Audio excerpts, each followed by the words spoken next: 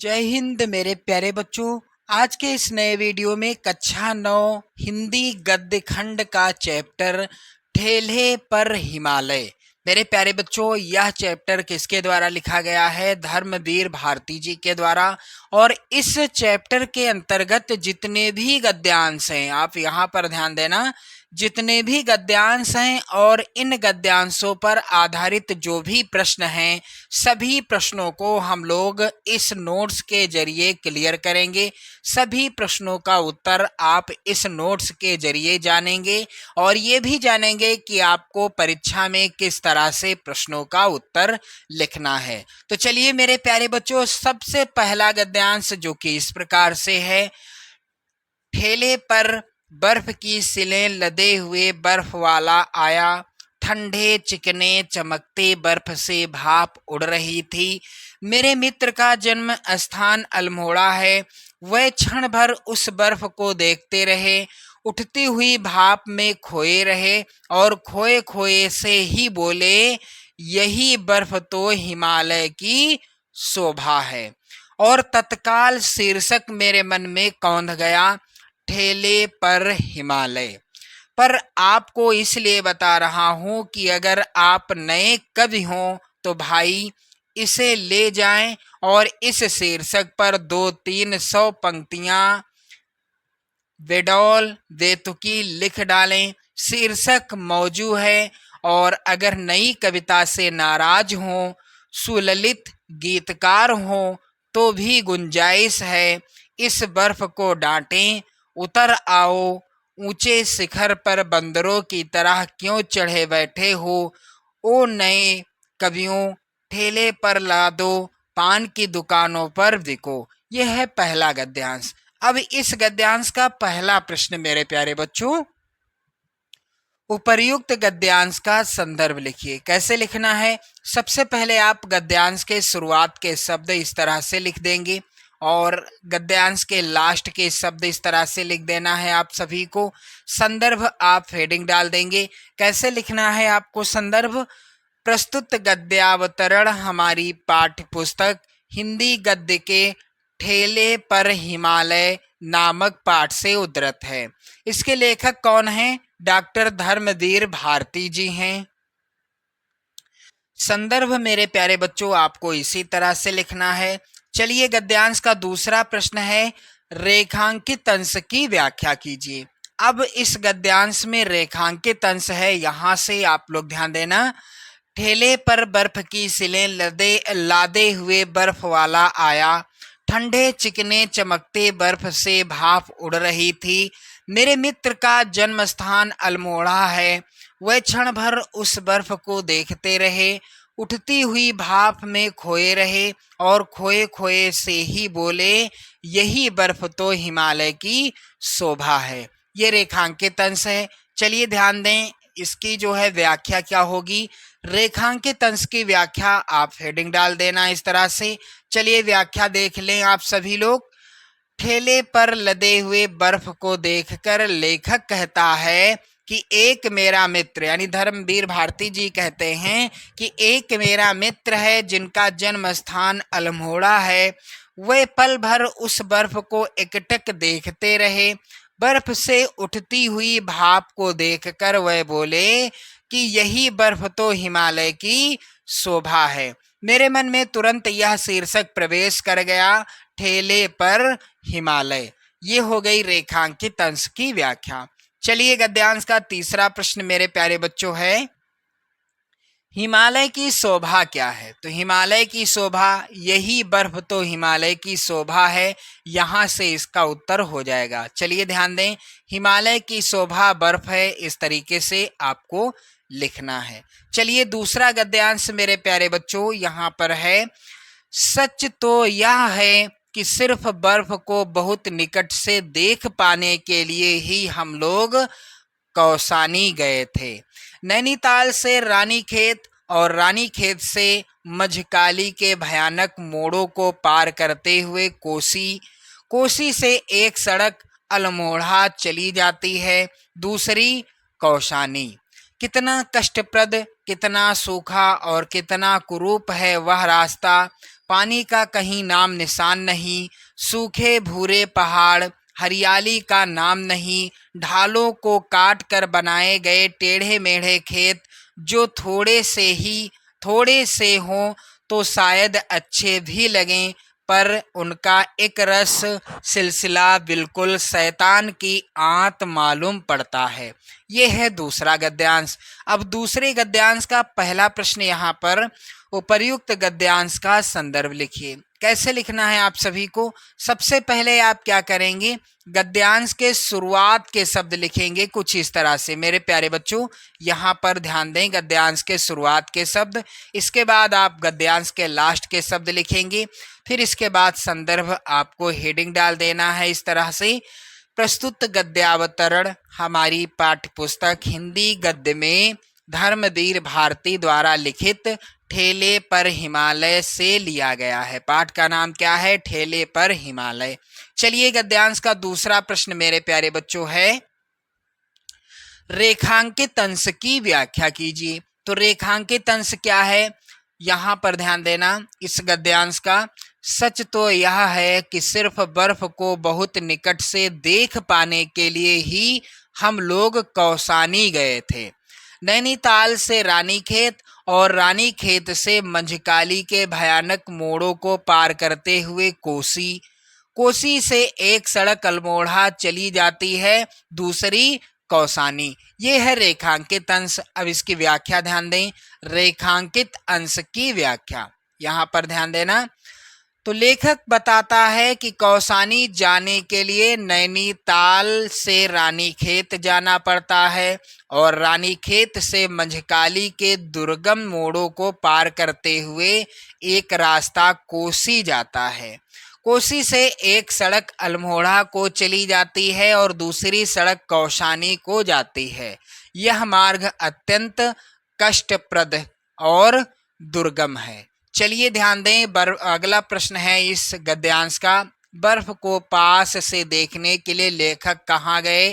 तो यहाँ पर ध्यान देना, बर्फ को बहुत निकट से देख पाने के लिए लेखक कौसानी गए थे। यहाँ पर ध्यान देना, बर्फ को पास से देखने के लिए लेखक कौसानी गया। मेरे प्यारे बच्चों, बिल्कुल आसान से प्रश्न आते हैं और उत्तर गद्यांश में ही मिल जाते हैं। चलिए, अगला और तीसरा गद्यांश है यहाँ पर, कौसानी के अड्डे पर जाकर बस रुकी। छोटा सा बिल्कुल उजड़ा सा गांव और बर्फ का तो कहीं नाम निशान नहीं। बिल्कुल ठगे गए हम लोग, कितना खिन्न था मैं। अन्न खाते हुए बस से उतरा कि जहां था वहीं पत्थर की मूर्ति सा स्तब्ध खड़ा रह गया। कितना अपार सौंदर्य बिखरा था सामने की घाटी में। इस कौसानी की पर्वतमाला ने अपने अंचल में यह जो कत्यूर की रंग बिरंगी घाटी छिपा रखी है, इसमें किन्नर और यक्ष ही तो वास करते होंगे।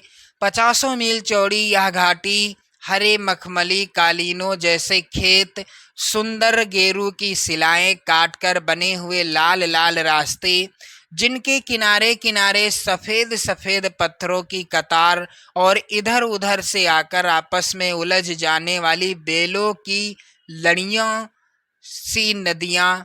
मन में बेसाख्ता यही आया कि इन बेलों की लड़ियों को उठाकर कलाई में लपेट लूं, आंखों से लगा लूं। गद्यांश का पहला प्रश्न मेरे प्यारे बच्चों है, उपर्युक्त गद्यांश के पाठ एवं लेखक का नाम लिखिए। कैसे लिखना है आप सभी को? तो सबसे पहले तो आप गद्यांश के पहले और लास्ट के शब्दों को लिखेंगे इस तरह से, आप लोग यहाँ पर ध्यान देना। फिर पाठ का नाम क्या है? ठेले पर हिमालय, और लेखक कौन है? धर्मवीर भारती जी। संदर्भ यदि आता है तो संदर्भ इस तरह से लिखा जाएगा, प्रस्तुत गद्यावतरण हमारी पाठ्य पुस्तक हिंदी गद्य में धर्मवीर भारती द्वारा लिखित ठेले पर हिमालय से लिया गया है। चलिए मेरे प्यारे बच्चों, दूसरा प्रश्न है इस गद्यांश का, रेखांकित अंश की व्याख्या कीजिए। तो रेखांकित अंश क्या है? कितना अपार सौंदर्य। इस गद्यांश का रेखांकित अंश है, कितना अपार सौंदर्य बिखरा था सामने की घाटी में। इस कौसानी की पर्वतमाला ने अपने अंचल में यह जो कत्यूर की रंग बिरंगी घाटी छिपा रखी है, इसमें किन्नर और यक्ष ही तो वास करते होंगे। ये हो गया रेखांकित अंश। चलिए ध्यान देना, रेखांकित अंश की व्याख्या क्या हो जाएगी, कैसे लिखना है आप सभी को।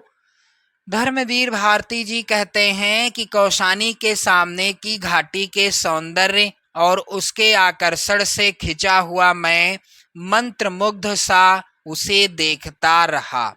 वह कत्यूर घाटी थी जिसमें अनंत सौंदर्य बिखरा पड़ा था। जिस प्रकार कोई सुंदरी अपने सौंदर्य को अपने आंचल में छिपा कर रखती है, उसी प्रकार कौसानी की इस पर्वत श्रृंखला ने कत्यूर घाटी के सौंदर्य को छिपा रखा था। कत्यूर घाटी के सौंदर्य में जो आकर्षण है, उससे आकर्षित होकर निश्चय ही प्रेम, सौंदर्य तथा संगीत के उपासक यक्ष और किन्नर यहाँ आते रहते होंगे। ये हो गई रेखांकित अंश की व्याख्या। चलिए अगला प्रश्न गद्यांश का है, आप लोग ध्यान देना। कौन सी घाटी थी जिसमें अनंत सौंदर्य बिखरा पड़ा था? तो यहाँ पर गद्यांश में आप लोग ध्यान दें, कत्यूर घाटी थी। कौन सी? कत्यूर घाटी थी जिसमें अनंत सौंदर्य बिखरा पड़ा था। तो कैसे लिखना है आप सभी को, कत्यूर घाटी में अनंत सौंदर्य बिखरा पड़ा था। चलिए चौथा गद्यांश है मेरे प्यारे बच्चों, यहाँ पर आप लोग बिल्कुल अच्छे से समझेंगे चौथे गद्यांश को। चौथा है, हिमालय की शीतलता माथे को छू रही है और सारे संघर्ष, सारे अंतर्द्वंद, सारे ताप जैसे नष्ट हो रहे हैं।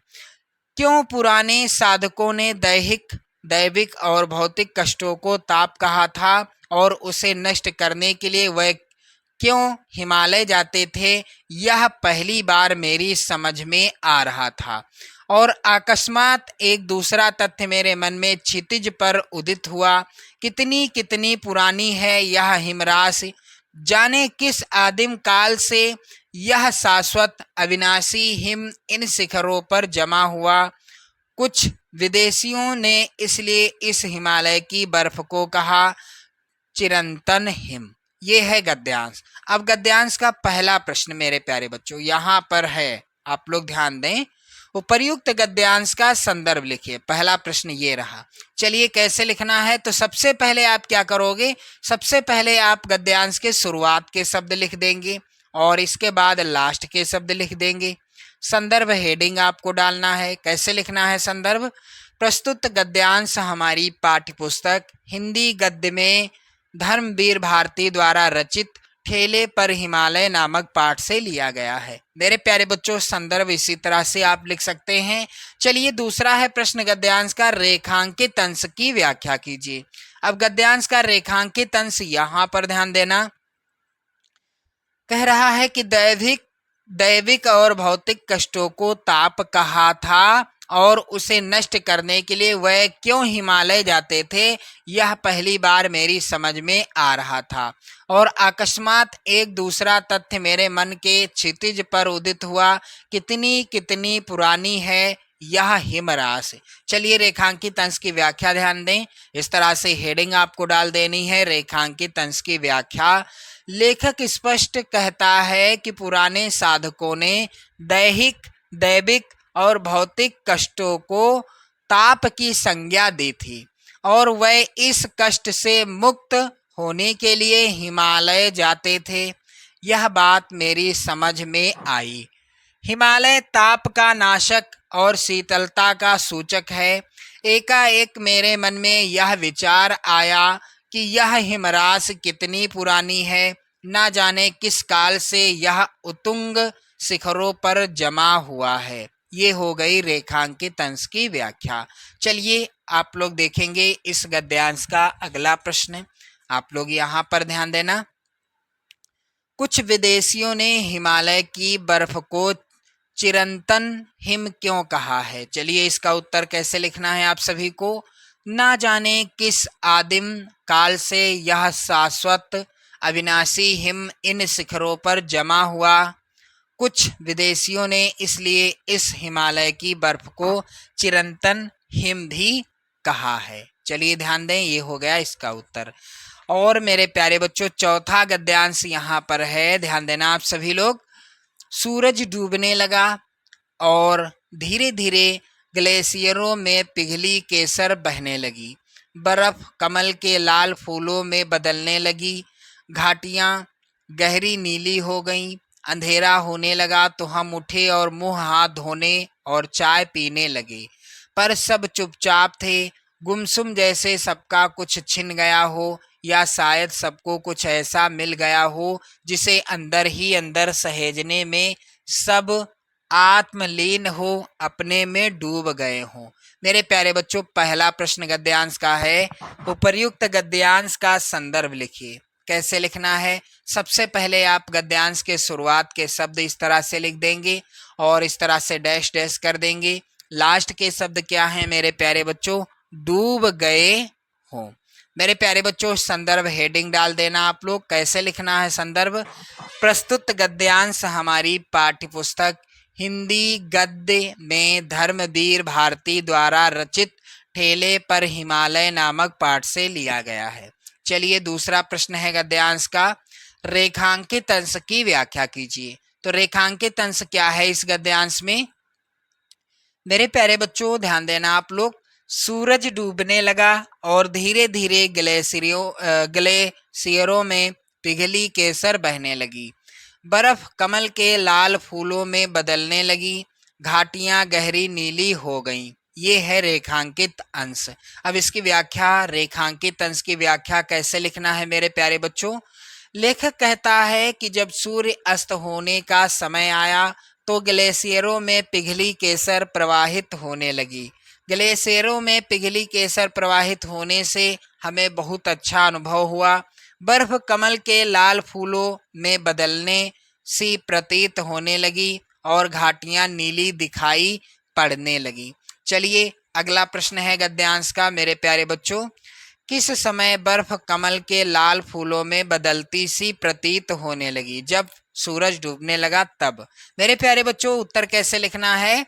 सूर्य अस्त के समय बर्फ कमल के लाल फूलों में बदलने सी प्रतीत होने लगी। इस तरह से इस प्रश्न का उत्तर आपको लिख देना है। चलिए ध्यान देना, अगला प्रश्न यहाँ पर है, अगला गद्यांश है छठा गद्यांश मेरे प्यारे बच्चों। आज भी उसकी याद आती है तो मन पिरा उठता है।